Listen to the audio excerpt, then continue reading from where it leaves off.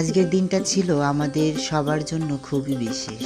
স্কুলের ছোট্ট সোনামণিদের নিয়ে আয়োজন করেছিলাম এক আনন্দঘন পিকনিক।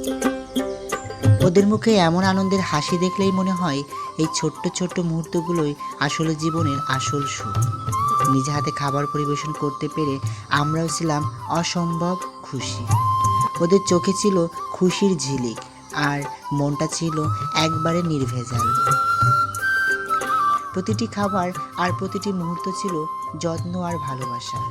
এই বয়সে ওদের জন্য একটা সুন্দর স্মৃতি গড়ে দিতে পেরেছি, এই অনুভূতিটাই সবচেয়ে বড় পাওয়া।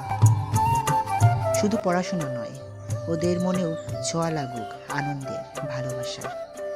আজকের এই পিকনিক শুধু একটা খাওয়া দাওয়ার দিন ছিল না, এটা ছিল বন্ধন করার, ভালোবাসা ছড়িয়ে দেওয়ার একটা দিন।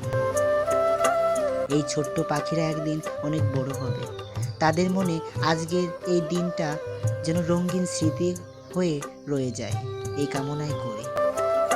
ভালো থেকো ছোট্টরা, আমরা আছি সবসময় তোমাদের পাশে।